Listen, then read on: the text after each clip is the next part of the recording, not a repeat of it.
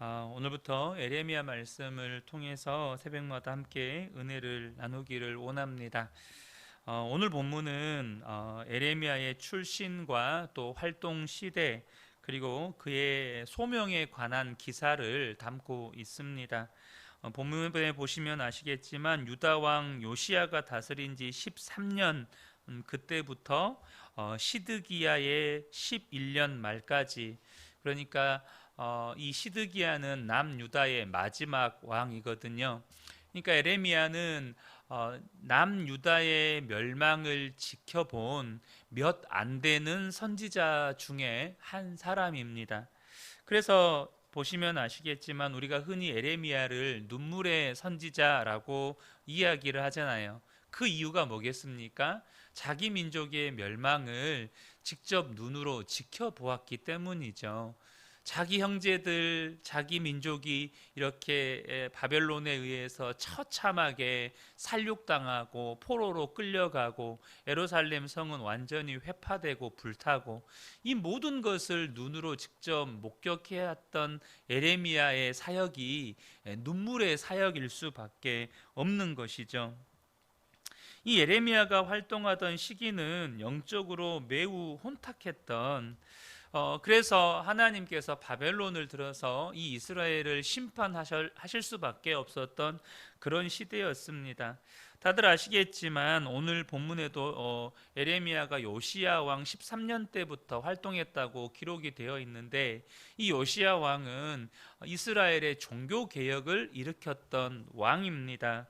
그럼에도 불구하고 여러분, 이 요시야 한 사람의 종교 개혁이 이스라엘의 멸망을 가로막을 수 없었어요. 이스라엘의 타락을 막을 수가 없었습니다. 더구나 이 에레미야의 사명은, 보통 우리가 선지자들의 사명하면 일반적으로 멸망을 가로막는 사명이잖아요, 대부분.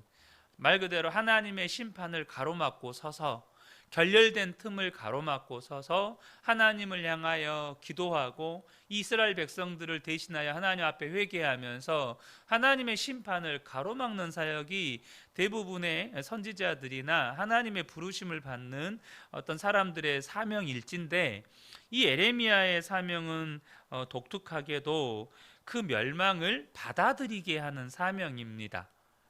여러분, 하나님이 심판하실 것입니다. 이스라엘은 멸망당할 것입니다. 그 심판을 여러분들 받아들이셔야 합니다. 여러분, 이걸 선포한단 말이에요. 더군다나 이 에레미야가 가지고 있는 배경이 오늘 본문에 아나돗이라고 하는 지역의 제사장 출신이거든요. 근데 이 아나돗은 어떤 지역이냐면, 솔로몬의 형인 아도니아가 왕위 계승 이 다툼을 벌입니다. 결국 솔로몬이 왕이 되죠. 근데 이 아도니아를 지지했던 아비아달이라고 하는 제사장이 있습니다. 근데 자기가 지지하는 왕의 후보가 결국 왕위에서 패배하게 되잖아요. 쟁탈전에서 패배하게 되잖아요. 그러니까 이 패배한 왕자를 지지했던 아비아달도 이제 귀양을 가게 됩니다. 그가 귀향을 갔던 지역이 이 아나돗이에요. 그러니까 어떻게 보면 이 에레미야는 말 그대로 주류 사회의 사역자가 아니고, 당시에 제사장들이 있었고 또 선지자들이 있었고 지혜자들이 있었다고 에레미야서에 기록이 되어 있거든요. 그들은 왕이 중요한 정책을 결정하거나 펼칠 때 정말로 영향력을 행사했던 주류 이 영적 지도자들이 있었습니다. 근데 에레미야는 그런 이 주류 영적 지도자들의 무리에 속한 사람이 아니고, 과거에 이 실패한 왕의 후보자를 지지했다가 귀양 갔던 이 아비아달 계열, 그들의 후예 중에 한 사람이거든요. 그러니까 그 사회에는 이미 하나님의 말씀을 가르치고 선포하고 예언하는 사역자들, 주류 사역자들이 있었어요. 그런 상태에서 하나님의 말씀을 받아서, 근데 그 하나님의 말씀의 내용도 하나님이 이스라엘을 심판하실 것입니다. 당신들은 그것을 받아들여야 합니다. 당신들 그것들을 준비해야 합니다. 바벨론 포로로 끌려가게 되면 거기에서 살아야 합니다. 여러분, 이 말씀을 선포하는 에레미야를 어떻게 대하겠어요? 얼마나 많은 사람들이, 당시 지도자들이 에레미야를 배척하고 대적하고 심지어 죽이려고까지 했단 말이죠. 여러분, 영적으로 혼탁한 시대에, 영적으로 위기의 시대에 에레미야가 받은 사명은 굉장히 위험한 사명이었습니다. 굉장히 힘든 사명이었어요.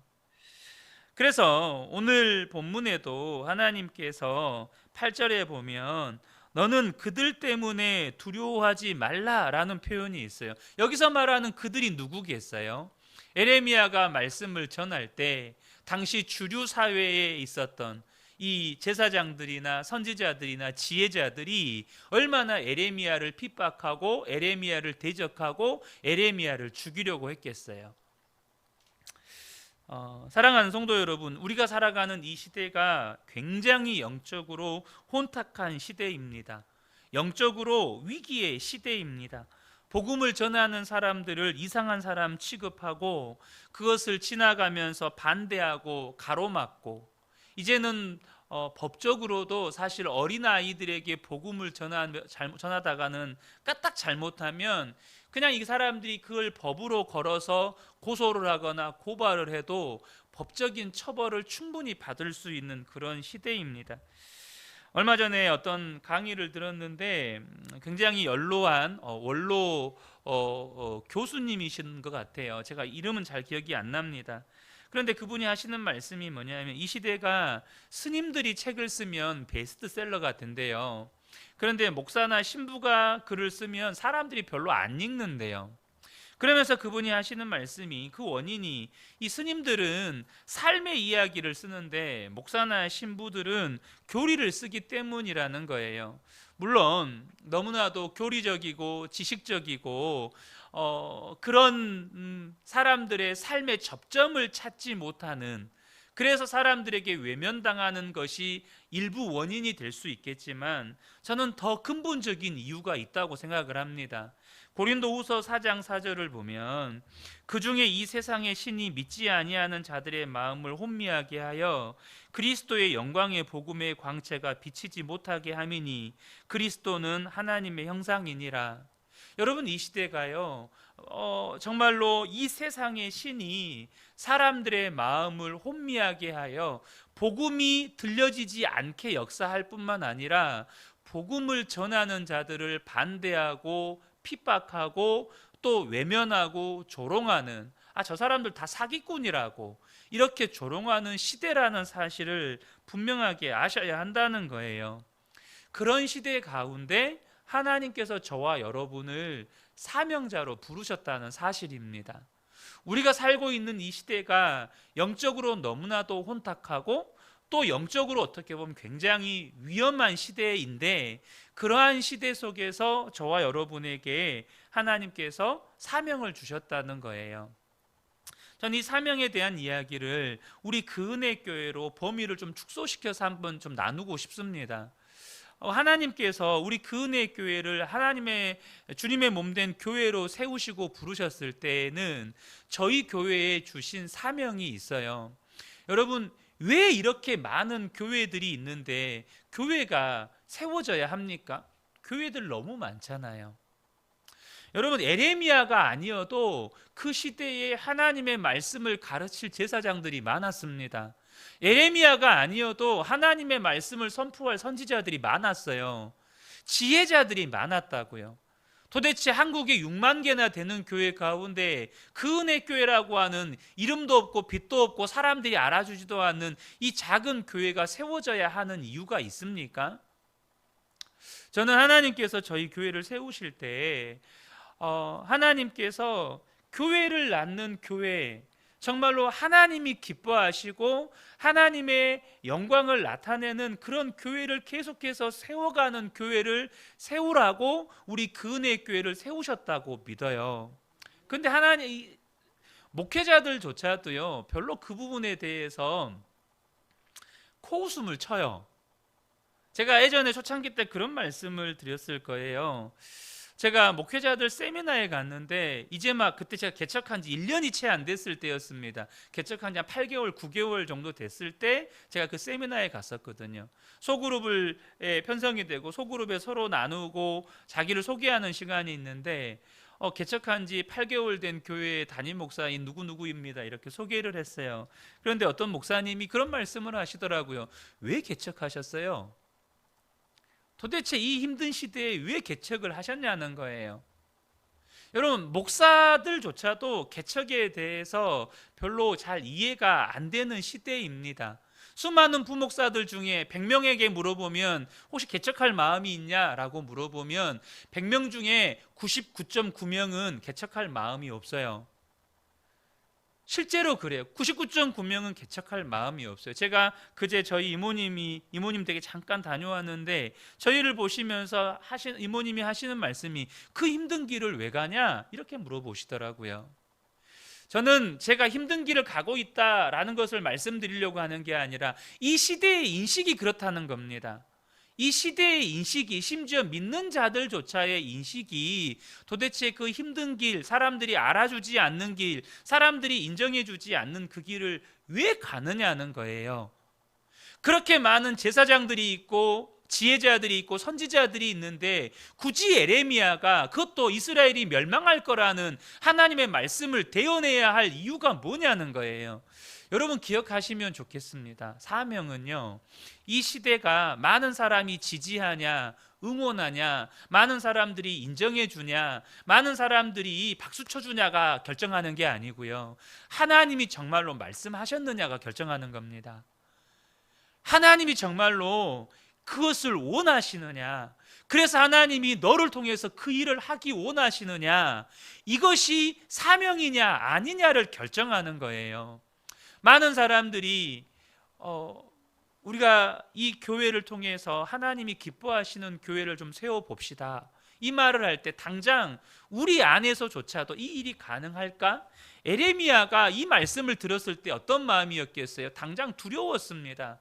그래서 에레미야가 하는 말이 뭡니까? 내가 이르되 슬프도소이다 주 여호와여 보소서 나는 아이라 말할 줄 알지 못합니다. 이게 에레미야의 첫 고백이었습니다. 여러분, 우리가 사명을 들으면 어쩌면 대부분의 사명을 받는 사람들의 심정이 이런 심정인지 몰라요. 하나님, 굳이 이렇게 많은 교회가 있는데 교회 하나가 세워져야 할 이유가 있습니까? 그 많은 교회들을 통해서 하나님 일하시면 되잖아요. 이 시대에 얼마나 많은 목사들이 있고 얼마나 많은 탁월한 지혜자들이 있습니까? 그 사람들 통해서 하시면 되잖아요. 여러분, 그렇지 않습니까?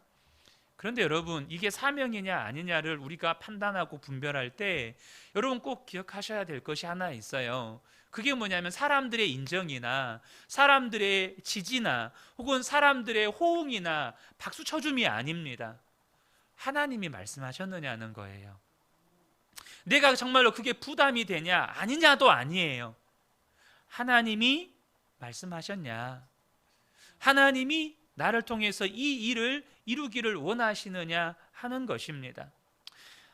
방금 말씀드린 것처럼 에레미야가 이 말씀을 들을 때 너무너무 두려움이 생겼습니다. 이미 너무나도 많은 선지자들, 지혜자들, 제사장들이 있었거든요. 그래서 에레미야의 반응이 뭡니까? 내가 이르되 슬프도소이다 주 여호와여 보소서 나는 아이라 말할 줄 알지 못하나이다.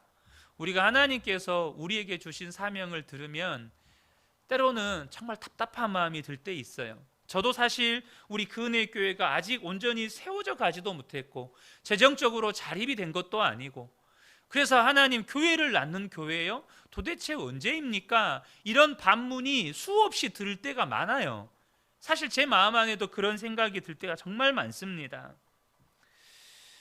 당장은 에레미야의 심정이 꼭 저의 심정이더라고요. 에레미야가 나는 아이라 이렇게 말을 합니다. 에레미야 나이가 어려서가 아니에요. 에레미야가 당시 부르심을 받을 때 30살 전후로 추정을 합니다. 그러니까 성인이고 여러분 이미 클 만큼 큰 사람이에요. 그런 의미가 아니라 자기는 부족하다는 거예요. 자기는 너무 연약하다는 것입니다. 그런데 저와 여러분이 먼저 기억해야 될 것이 하나 있는데, 하나님이 사람을 부르실 때 무언가 그 부르심의 기준이 무언가 대단하고 탁월하고 능력 있는 사람이 기준이 아니라는 겁니다. 잘 아시는 것처럼 고린도전서 1장 26절 29절을 보면, 형제들아 너희를 부르심을 보라. 육체를 따라 지혜로운 자가 많지 아니하며 능한 자가 많지 아니하며 문벌 좋은 자가 많지 아니하도다. 그러나 하나님께서 세상에 미련한 것들을 택하사 지혜 있는 자들을 부끄럽게 하려 하시고, 세상에 약한 것들을 택하사 강한 것들을 부끄럽게 하려 하시며, 하나님께서 세상에 천한 것들과 멸시받는 것들과 없는 것들을 택하사 있는 것들을 폐하려 하시나니, 이는 아무 육체도 하나님 앞에서 자랑하지 못하게 하려 하심이라. 여러분, 하나님은 약한 자들을 부르십니다. 하나님은 없는 자들을 부르시고 천한 자들을 부르십니다. 그 이유가 뭡니까? 하나님 앞에서 그 어떤 것도 자랑하지 못하게 하려 하심이에요. 다른 말로 표현하면 오직 하나님만 의지하게 하시려고 저와 여러분을 부르셨다는 거예요. 그러면 약한 것이 기준입니까? 그것도 아니에요. 없는 것이 기준일까요? 그것도 아닙니다. 천한 것이 하나님이 부르시냐 안 부르시냐의 기준일까요? 그게 아닙니다. 하나님의 부르심의 기준이 뭘까요? 하나님은 어떤 사람을 부르실까요? 오늘 본문 5절에 보면 하나님이 어떤 사람을 부르시는지를 소개합니다. 이 5절을 보면, 내가 너를 모태에 짓기 전에 너를 알았고 내가 배에서 나오기 전에 너를 성별하였고 너를 여러 나라의 선지자로 세웠노라. 누구를 부르신다고요? 하나님이 알고 있는 사람, 하나님이 성별한 사람, 이 사람을 부른다는 거예요. 여러분, 알았다는 말이 뭘까요? 그 말은 하나님이 주목하고 있는 사람이라는 거예요. 그러면 여러분, 저와 여러분은 하나님이 주목하는 사람이 맞습니까? 또 하나님이 구별한 사람이 맞습니까? 이걸 보셔야 되죠. 나는 정말 하나님이 주목하고 있는 사람인가? 나는 정말로 하나님이 거룩하게 구별한 사람인가? 이사야 43장 1절 그리고 3절 4절을 보면, 야곱아 너를 창조하신 여호와께서 말씀하시느니라. 이스라엘아 너를 지으신 이가 말씀하시느니라. 너는 두려워하지 말라. 내가 너를 구속하였고 내가 너를 지명하여 불렀나니 너는 내 것이라. 대저 나는 여호와 내 하나님이요 이스라엘의 거룩한 이요 내 구원자임이라. 내가 애굽을 너의 속량물로 구스와 스바를 너를 대신하여 주었노라. 내가 내 눈에 보배롭고 존귀하며 내가 너를 사랑하였은즉 내가 내 대신 사람들을 내어주며 백성들을 내 생명을 대신하리니. 여러분, 이 말씀을 보면 저와 여러분은 하나님이 주목하고 있는 사람이 분명합니다. 저와 여러분은 하나님이 주목하고 있는 사람들이에요. 그래서 하나님이 뭐라고 말씀하시죠? 내 눈에는 네가 너무나도 보배롭고 존귀하다. 우리는 하나님이 구별하여 세운 사람이 분명해요. 하나님이 내가 너를 구속했고 너를 지명하여 불렀다. 저와 여러분은 하나님이 주목했어요. 언제부터요? 여기 본문에는 모태 엄마 뱃속에 있을 때부터지만, 여러분 성경 전체를 보면 하나님은 창세 전부터 저와 여러분을 주목하여 보셨다고 말씀하십니다. 이미 창세 전부터 하나님의 눈 안에 우리가 있었다고 말씀하셔요. 그래서 다윗이 그런 하나님의 부르심에 대해서 뭐라고 내가 내 모태에 있을 때부터 하나님이 나를 보셨다라고 말씀합니다. 내가 모태에 있을 때부터 하나님이 나를 보셨고, 내가 어머니의 뱃속에서 생겨나기 전부터 하나님이 나를 보셨다고 말씀하셔요. 사랑하는 성도 여러분, 저와 여러분을 하나님이 부르셨다는 것을 기억하시기 바랍니다. 왜냐하면 저와 여러분을 하나님이 주목하여 보셨고, 예수 그리스도 십자가 이 대속의 피로 저와 여러분을 구속하여서 성별하여 세우셨습니다. 그런데 분명한 것은 이제 하나님의 부르심에는 이런 표현이 좀 그렇지만 빠꾸가 없습니다. 하나님의 부르심에는요 후회가 없으세요. 로마서 1장 29절입니다. 하나님의 은사와 부르심에는 후회하심이 없느니라. 여러분, 저와 여러분이 기억하셔야 돼요. 저와 여러분을 우리 그 은혜교회를 세워가고, 여러분, 그 은혜교회를 통해서 하나님 나라를 확장해가는 또 다른 교회를 낳는 이 사명에 하나님이 부르셨는데, 하나님의 부르심에는 후회가 없으시다는 거예요. 되돌리지 않으신다는 겁니다. 사랑하는 성도 여러분, 사실 오늘 말씀, 이 예레미야 1장 1절에서 10절 말씀에 새벽에 말씀을 다시 한번 묵상을 하는데, 하나님께서 정말 그 나누고 싶은 내용의 나누고 싶은 것들을 너무너무 이렇게 마음에 이렇게 부어 주셔가지고 사실 좀 정리하는데 좀 애를 먹었습니다. 그런데 여기까지만 나누고 또 내일은 내일 본문 나누려고 해요. 꼭 기억하셨으면 좋겠습니다. 이 영적으로 혼탁한 시대에 하나님께서 저와 여러분에게 정말 누구도 인정해 주지 않고 지지해 주지 않고 사람들이 박수 쳐주지 않는 그런 위험한 사명으로 부르셨습니다. 그런데 여러분, 이 사명을 우리가 대단히 탁월해서 능력이 있어서 부른 게 아니고 하나님이 저와 여러분을 창세전부터 지켜보셨거든요. 그 하나님의 눈은 정확합니다. 하나님의 눈은 틀림이 없어요.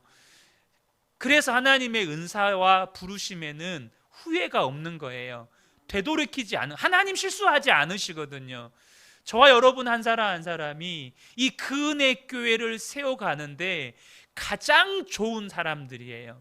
하나님이 딱 알맞는 사람으로 저와 여러분을 이곳에 세우셨고, 그래서 하나님은 절대 후회하지 않으세요. 절대 돌이키지 않으십니다. 하나님께서 하나님의 일을 이루어 가실 것입니다.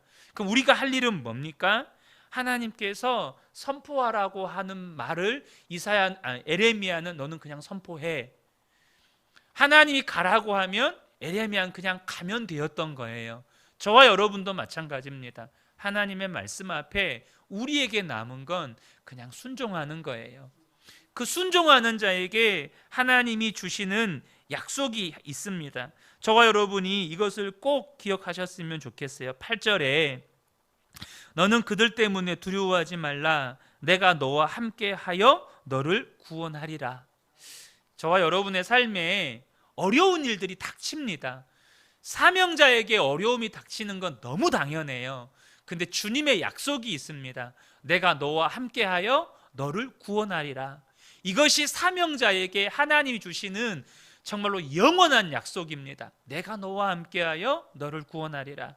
이 새벽에 함께 예배하는 우리 모든 성도님들이 이 영적으로 혼탁한 시대에 사명자로 부르심을 받았다는 것을 꼭 기억하시고, 저와 여러분의 삶을 하나님께서 반드시 인도하셔서 하나님의 뜻을 이루실 것이고 위험한 때에 반드시 함께 하셔서 구원하실 것이라는 이 약속의 말씀을 굳게 붙잡게 되시기를 예수님의 이름으로 축복합니다.